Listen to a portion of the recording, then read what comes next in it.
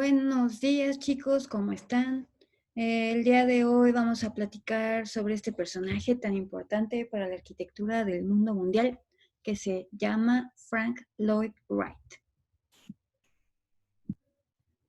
Bueno, la tarea que hicieron consistió en revisar este video que les mandé, donde pues entrevistan a Wright cuando ya estaba bastante viejito y pues habla de su trabajo, obviamente, y habla también de su postura frente a la arquitectura, ¿no? Lo que se conoce como arquitectura orgánica. Pero pues eh, ahora no les dejé tarea de la biografía, entonces no sé qué tanto conozcan sobre la vida de este personaje, pero pues igual y aquí les platico. Como pueden ver en esta lámina, pues él nació en el 1867 y muere en el 59.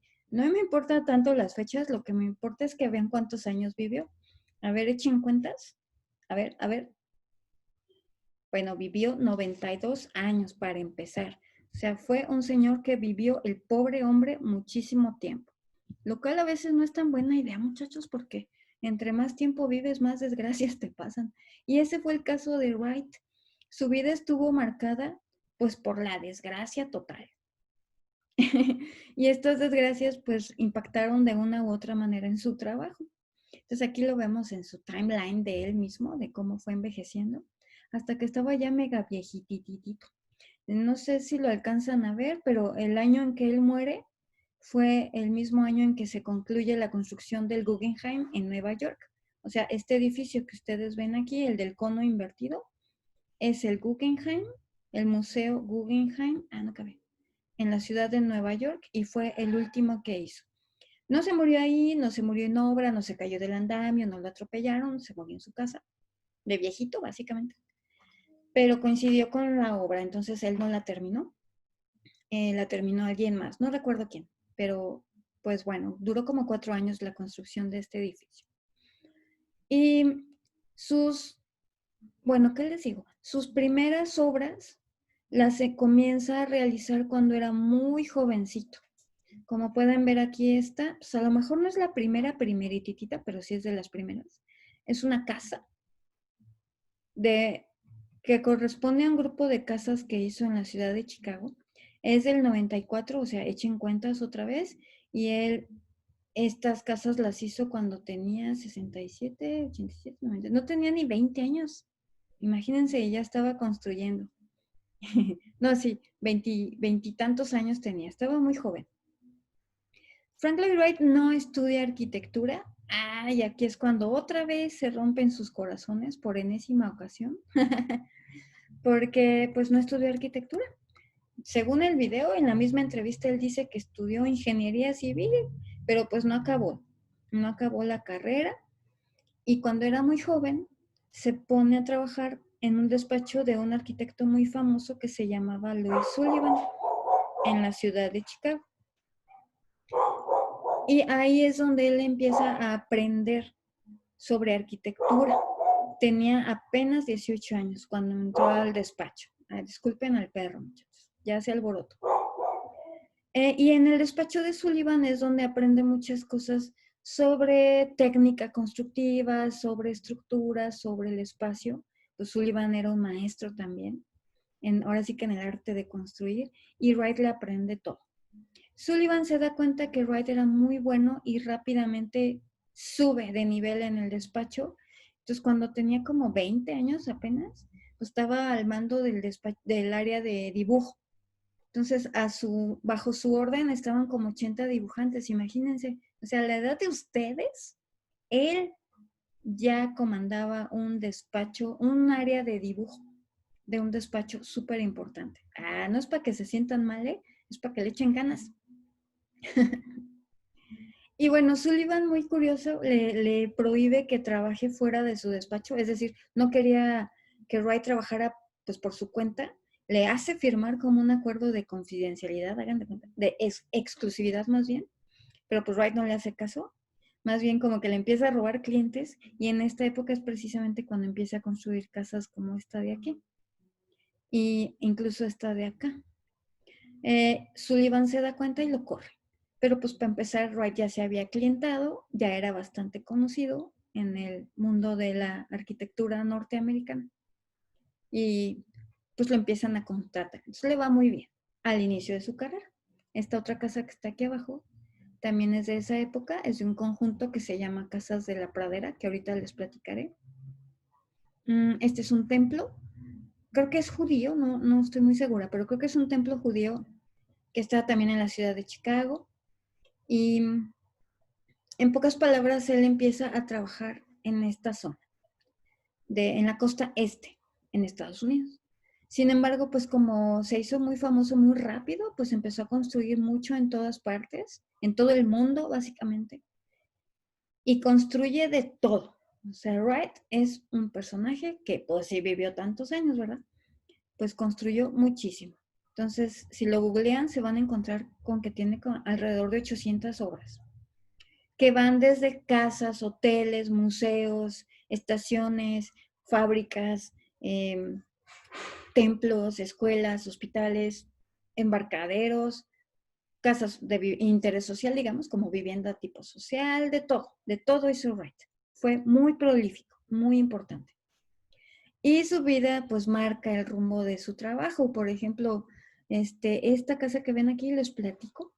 Esta casa se llama, porque ya no existe, se llama Taliesin. Pues resulta ser que la construye para su amante. Wright cuando era muy joven se casa, ya saben, como siempre, en ese entonces, pues se casa con su novia de toda la vida, muy chavo, a los 20 años. Tiene un chorro de hijos. Pero pues resulta ser que se enamora de otra, que era su amiga de la familia. Imagínense la gran traición, la peor de todas. Se enamora de la amiga de su esposa. Y la señora también estaba casada. Total que fue un drama. Y fue condenado socialmente Wright. O sea, la gente se empezó a alejar de él, ya nadie quería trabajar con él. Y pues lo criticaron muchísimo pues por eso, por haber abandonado a su familia para irse a vivir con otra señora. Total, que construye esta especie de rancho para que se fuera a vivir su otra esposa, que no fue su esposa, pues, pero bueno, que se llamaba, no recuerdo si le decían Momo o Mama, Momo, no sé, creo que Momo Wright. Y en esta casa pues vivía ella con sus dos hijos, porque tuvo otros dos hijos Wright con ella.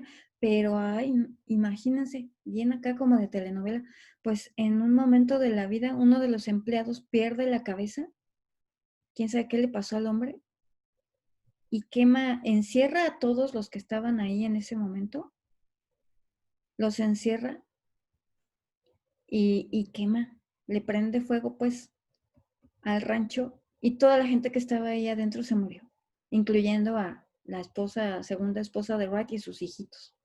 Entonces, este pobre hombre, cuando pasa esto, él estaba en Chicago trabajando en su despacho, cuando le pasa esto, pues enloquece el hombre así fatal, ¿no? O sea, muy, muy, muy mal. Pues más o menos la sociedad lo perdona, pues por lo trágico que estuvo el asunto. Y pues le cuesta mucho trabajo recuperarse de este suceso, ¿no? En su vida personal. Un evento que lo ayuda como a levantar tiene que ver con la construcción de este hotel. Tal vez no parezca hotel, pero es un hotel, que es el Hotel Imperial que está en Japón. No me acuerdo en qué ciudad, tal vez en Tokio. En el 23 ya había pasado todo este drama y tal. Le encargan esta obra que es bastante importante, como pueden ver, muy extraña, por cierto. Y bueno, ustedes saben, en Japón tiembla feo, ¿no? O sea, no a la mexicana. Digo, aquí tiembla feo, allá tiembla feísimo, ¿no? Tsunami incluido.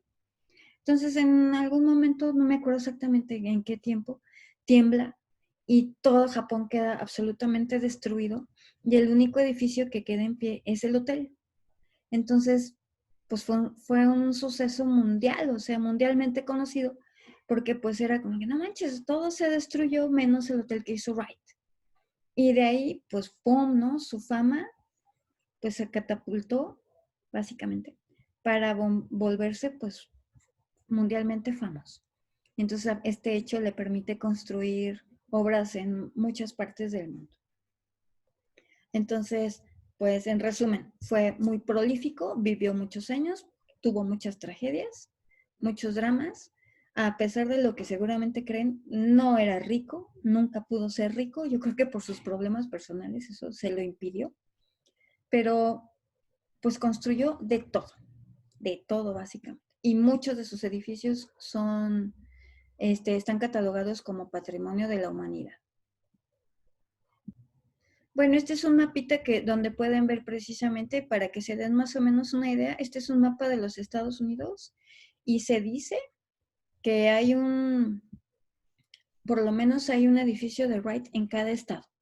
Si son 54 estados, pues por lo menos 54 edificios. Entonces, como les decía, pues fue sumamente prolífico y muy famoso. O sea, su fama y su mala fama le ayudó mucho pues a que lo buscaran, lo contrataran mucha gente y generalmente gente con dinero, que eso fue como bueno para él. Sin embargo, pues no podemos revisar toda su obra, pues nunca acabamos, sería un año entero de hablar de su trabajo, pero sí vamos a presentar algunos ejemplos que nos permitan comprender en qué consiste sus ideas, ¿no? O en qué consiste como esta arquitectura que él mismo le llama arquitectura orgánica y que es sobre lo que leyeron en el texto que les mandé, ¿no? La arquitectura orgánica. Bueno, esto que están viendo aquí es un mapa de esta colonia que se llama así, o no es colonia, es un suburbio de la ciudad de Chicago, está en las afueras de Chicago, y entre el 89 y el 25, él desarrolla un conjunto de vivienda unifamiliar que le permiten a él precisamente ir planteando o ir construyendo esta idea de arquitectura orgánica. Si recuerdan sobre lo que leyeron, pues esta arquitectura se refiere a aquella que busca un equilibrio entre el ser humano y la naturaleza, el entorno, pues el entorno natural. Este era el principal planteamiento de Wright, ¿sí? Ser no amable, sino tiene una postura de respeto frente al entorno natural. Y esto a su vez relacionado con el presente. Eso dice la lectura, no sé si lo recuerdan. ¿Qué es eso? ¿Qué significa eso? Es como raro. No es tan raro. Esto, ¿cómo lo podríamos entender? Para Wright él notaba que los constructores de su época, los de su generación, como que no le tenían mucha consideración a la naturaleza, especialmente a los materiales. Entonces, no se ve, lo siento. Los menospreciaban mucho, según Wright. Entonces, no utilizaban piedra, no utilizaban madera, no utilizaban tabiques,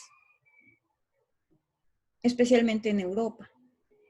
Él veía como que había como que cierto rechazo y de alguna manera se buscaba como esconderlos, ¿sí? Se aplanaban y se tapaban para que no se viera pues su propia naturaleza. Y por otra parte, aunque él le agradaba mucho usarlos y se incorporan fácilmente a su filosofía, por otro lado, él está consciente de las bondades de los nuevos materiales. ¿Cuáles son estos nuevos materiales? Pues ustedes ya saben, son el concreto, el acero y el vidrio. Entonces, él lo que busca es equilibrar estas dos cosas, ¿no? Estos dos elementos, estas dos posibilidades constructivas. Entonces, el concreto, el acero y el vidrio para él representan pues la modernidad de la que tanto estamos hablando, pero al mismo tiempo busca lograr el equilibrio con la naturaleza, porque para él es como una cuestión casi espiritual. Él decía algo así de que si el ser humano está en equilibrio con el entorno, pues casi que alcanzas a Dios, ¿no? Está muy exagerado esto, pero sí es un rollo como más espiritual. Cuando hablábamos de Gropius, pues él traía un rollo como muy, muy racional, muy técnico casi. Cuando hablamos de Le Corbusier, él traía más bien un rollo como muy, muy poético y le interesaba mucho el espacio, la luz, la sombra.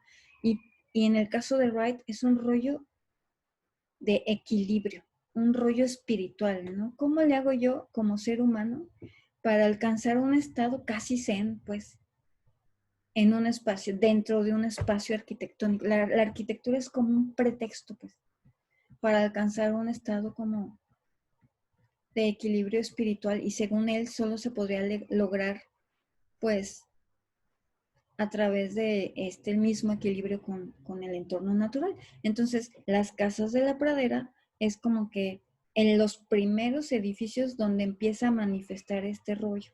Son sus primeros edificios de la vida, así que, pues, imagínense. Entonces, no podemos igual hablar de todas, como les decía, pero les voy a mostrar unos ejemplos para que se entienda cómo eran, cómo son, porque siguen en pie. Bueno, esta casa que estamos viendo aquí se conoce como Casa Robbie. Robbie. ¿Por qué Robbie? Pues porque es la familia, los dueños. El señor Robbie, pues era el dueño de la casa, ¿no? La familia Robbie es quien vivió ahí. Pues casa Robbie, así es. Casa Jacobs, la familia Jacobs. La casa Kaufman, pues la familia Kaufman. Así es, así es. Entonces, esta es del año 1908, si no me equivoco. Y es la que nos permite como entender más fácilmente el concepto general de estas casas. Pero pues hay muchas, no es la única. Creo que son veintitantas las casas que hay. Creo que este es donde logra como que el perfeccionamiento de estas ideas que les estoy comentando. Se les conoce como casas de la pradera. ¿Por qué? Pues porque están en una pradera, así de fácil. Si yo les preguntara y si me pudieran contestar cómo es una pradera, pues es un lugar llano, pues, o sea, no hay montañitas, no hay arbolotes, no, tampoco. La pradera es una topografía plana y una vegetación, pues más bien chaparrita, como se ve aquí. Esta foto es de la época, entonces, pues las especies son como más originales, ¿no? Ahorita ya no hay nada, como pueden ver acá. Y los árboles no son tan altos como en un bosque, por ejemplo, y la fronda no es tan amplia, o sea, y son de hoja perenne, o sea, se caen. En algún momento del año, pues no tiene hojas. Entonces, en cuanto a la parte de la topografía, es una pradera, es muy plana. Entonces, lo que Wright decía en este rollo del orgánico es que un edificio se debe integrar a la naturaleza como es.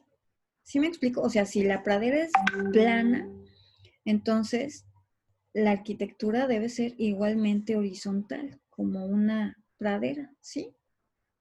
Esa es la idea, que no destaque mucho, pues, de la topografía. Él pudiera haber hecho una cosa así súper alta y súper rara, pero no. Él, en el caso de las casas de la pradera, son viviendas muy horizontales. Entonces, esta es la característica número 1.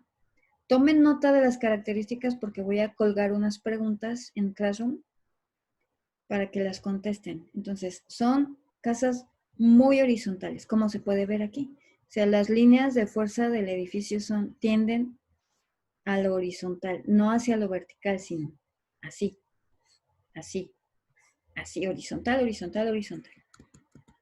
Entonces, ¿por qué? Pues responde a la llanura, vaya. Si fuera una montaña, pues la composición sería otra. Al final les paso otro ejemplo. Una segunda característica sería, right, estas casas pues tienen una planta en cruz, ¿sí? No en L, no, en L no. No hay un patio, tampoco, sino que hay una cruz. A lo mejor no es tan evidente la cruz, digo, a lo mejor se están imaginando una cruz latina y pues no es así tan así, pero sí lo que hay son ejes en cruz, ¿sí? Un eje principal, transversal y un eje longitudinal, o al revés. Entonces, toda la casa está organizada alrededor de estos ejes en cruz, ¿sí? A eso me refiero con planta en cruz. Entonces, esta es una segunda característica, planta en cruz. Otra característica es, todas las casas de la pradera tienen una chimenea al centro, como pueden ver aquí en la planta, o acá se nota también en esta perspectiva, es una chimenea que todas son de piedra aparente, o sea, no está tapada, de mampostería, pues. Y la chimenea, pues, es el punto focal de la casa, ¿sí? Si se fijan, es lo más alto de la casa es la chimenea. Y además en planta, pues todos los espacios también están organizados alrededor de la chimenea, como pueden ver aquí. Entonces tenemos la sala y el comedor, que es como muy abierta, y los espacios, en este caso, en este nivel, pues son los espacios como de servicio, ¿sí? Entonces, punto número 3, chimenea de piedra aparente. Otra característica es, perdón.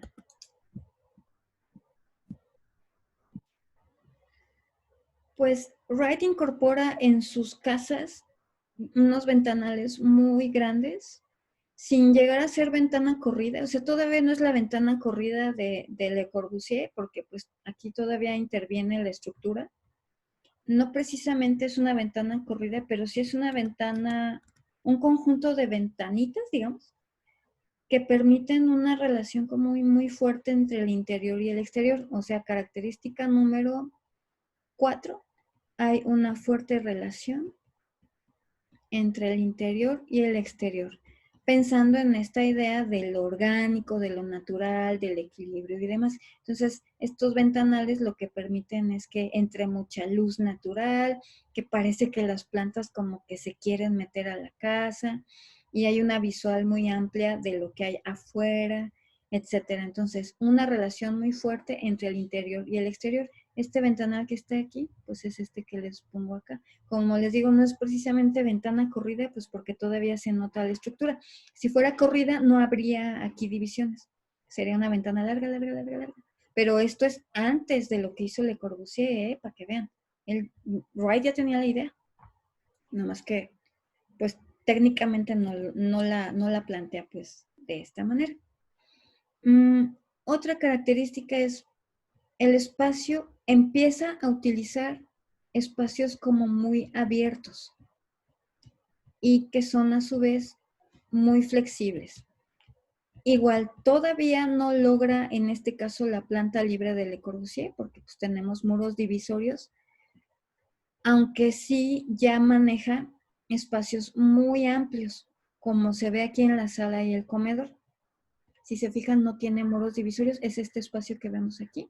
La planta es muy grande, muy abierta, no hay muros divisorios, entonces esto permite pues que sea muy dinámico el movimiento, digamos, ¿no? O sea, hasta la libertad de acomodar los muebles como quieras, pues está dada por esta amplitud. Entonces, esta sería otra característica. Además, Wright incorpora la idea del recorrido. Ay, que me pasa la pluma.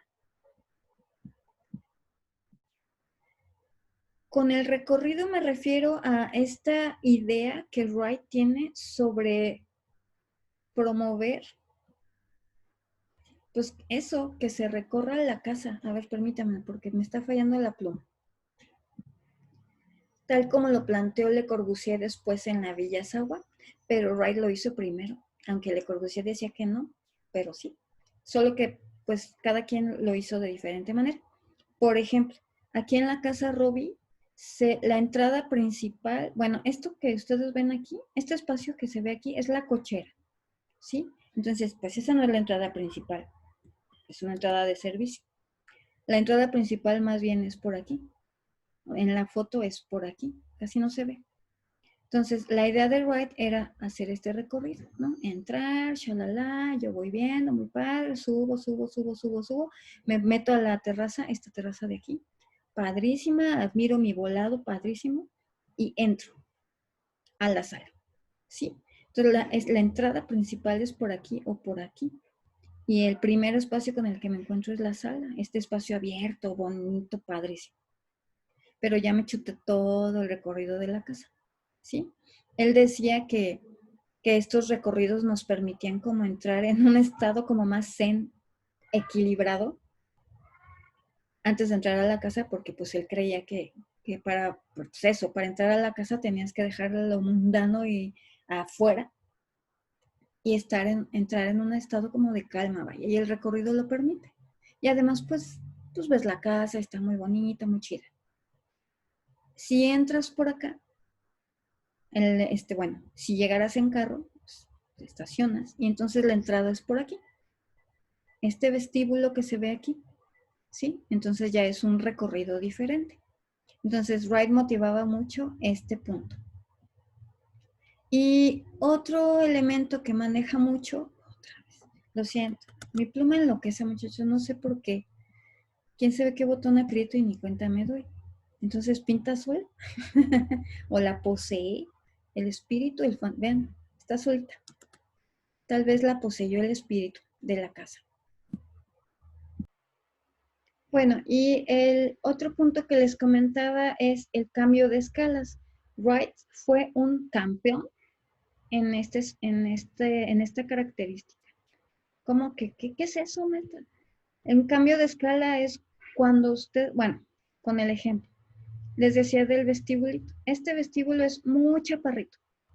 Cuando ustedes vayan, porque van a ir, se van a dar cuenta que es un espacio chaparrito, chaparrito. Hagan de cuenta así. Mi escala humana chafa, así es. Yo mido unos 67 más o menos y toco el techo con la mano. Entonces es raro. Hasta los turistas se quedan así de, ay, qué mal hecho. Es que van a saber eso. Bueno, pero al pasar hacia el comedor, lo que tenemos es que el espacio crece, ¿sí?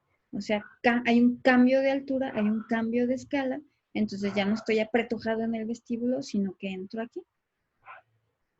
Una escala más espectacular, digámoslo así. No es enorme, lo que pasa es que lo que te impresiona es el cambio. Y ese es el punto. Motivar así como una sorpresa, güey. Como que digas, ah, manches, qué genialidad. Eso también lo encontramos, por ejemplo, en el Guggenheim. El vestíbulo es muy chiquito, muy apretujado, y cuando entras al vestíbulo principal del museo, ¡pum! Se levanta la escala y se va hasta el cielo. Muy padre. Entonces era un maestro en el uso, en el cambio de las escalas, para motivar el factor sorpresa, hagan de cuenta. Y también, pues obviamente hay un equilibrio, como les decía, entre el uso de los materiales, de los nuevos materiales y materiales naturales. Como se puede ver en la casa, pues es evidente, ¿no? ¿Cómo sé? Pues este volado de qué es, de qué creen que sea. Pues de concreto, ¿no? No hay modo de que sea de piedra, es imposible. Entonces, este es un volado que es, yo creo que son como 4 metros por aquí, que es bastante impresionante, pero por otro lado, pues, bueno, evidentemente es de concreto, pero por otro lado estamos viendo aquí el ladrillito de arcilla, pues que responde a lo que hay. Es decir, para Wright era sumamente importante que los materiales fueran del lugar y no andar trayendo de otro lado. Pues porque ¿cómo se iba a integrar un edificio con el entorno más que con materiales del mismo lugar? Incluso la mano de obra era del lugar, mano de obra especializada. Entonces, hay un fuerte equilibrio entre lo nuevo, digamos, lo nuevo que está representado por el concreto y lo natural. Y otra característica es, ay, ya no la recuerdo. Bueno, creo que estas son las más importantes y son muchas. Pero pues estas todas se repiten en las casas de la pradera, como les digo, de una forma o de otra, pero, pero todas son las mismas. Es como si fuera el mismo concepto y en cada casa ese concepto lo materializa de distinta manera. Sobre todo porque él pensaba que cada familia se merecía su casa particular, o sea, que cada familia tenía necesidades muy particulares, gustos y demás, y pues que su casa debía reflejar esto. Si recuerdan, esta es una idea que se opone totalmente a lo que decía Le Corbusier. Le Corbusier decía que no, que todos éramos iguales, que todos somos iguales y pues que lo que importa es la función. Y ya luego se desdijo y tal, ¿no? Pero pues es una idea que se opone a las ideas Le Corbusierianas. Se caían gordos. Wright lo odiaba con odio jarocho y no se tentaba el corazón, hablaba mal de él constantemente. Porque Le Corbusier se creía mucho. Entonces a Wright como que le caía bien gordo. También se creía mucho. Entonces, es una lucha de egos, muchachos. Muy interesante. Se negó a conocer. Wright nunca quiso recibir a Le Corbusier en su despacho. Al único que recibió fue a Mies van der Rohe.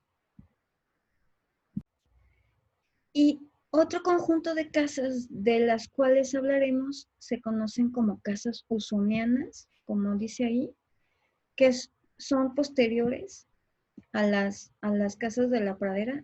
Ay, disculpen, voy a borrar. Ahí está.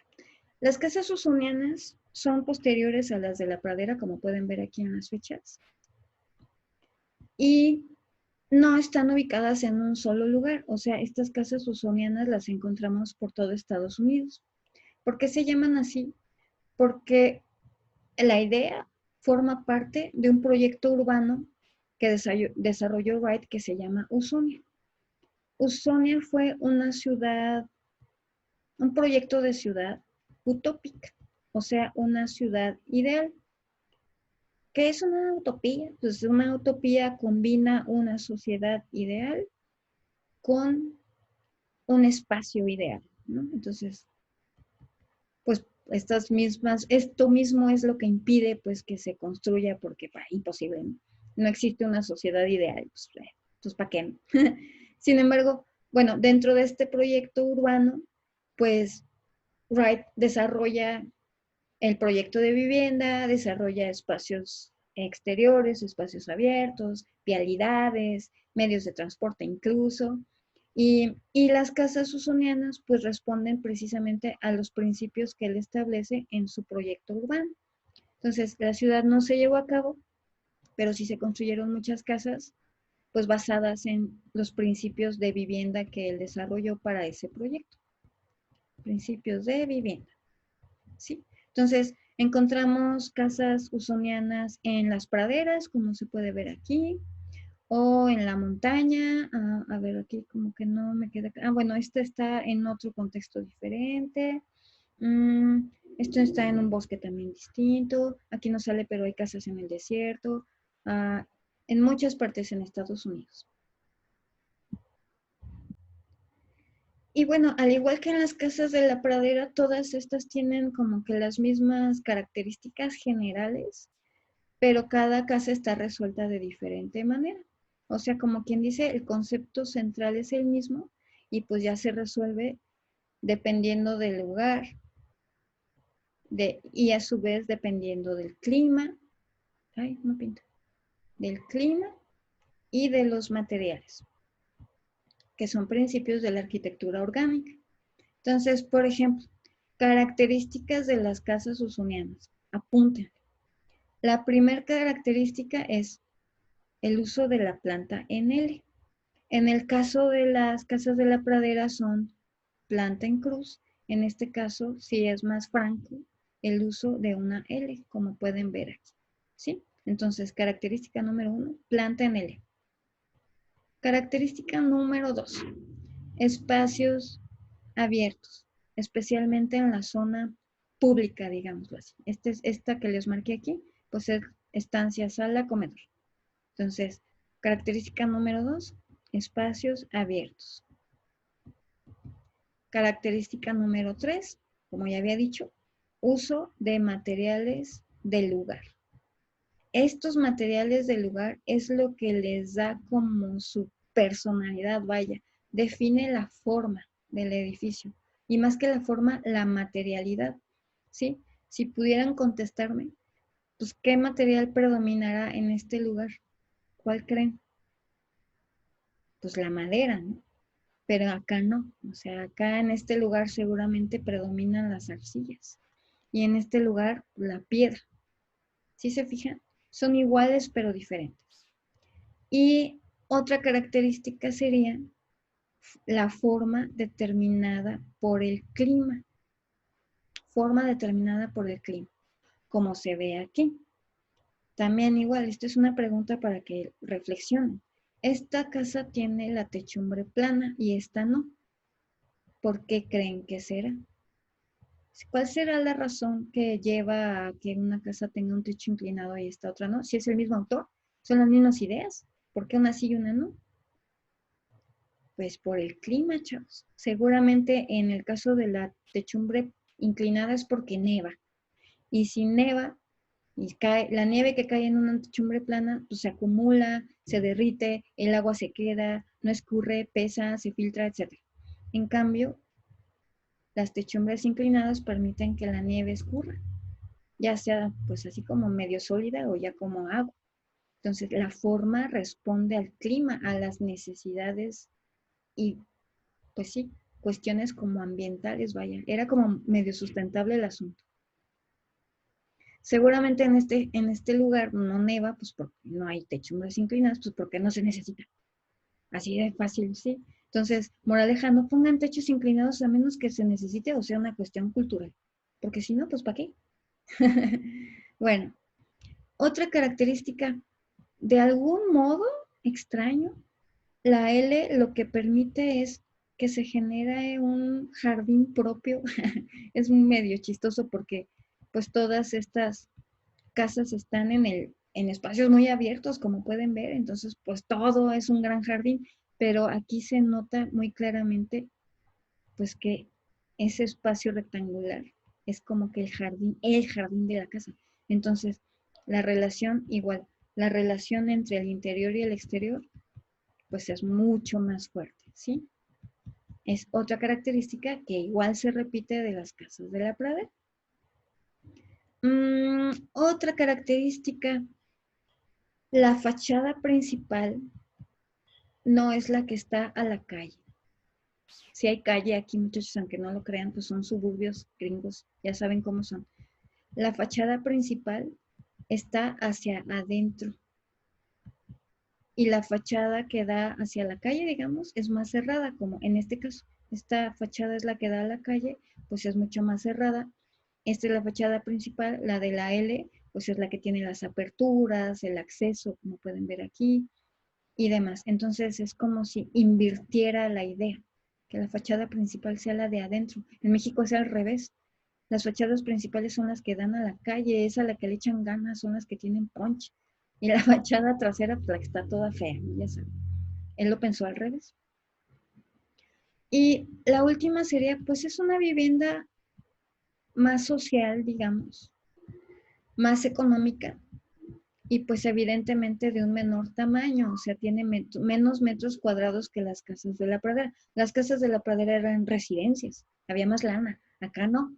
Entonces, esto coincide con esta idea de hacer la vivienda más accesible, ¿no? De una buena arquitectura para toda la gente, pues que es una idea moderna, ¿no?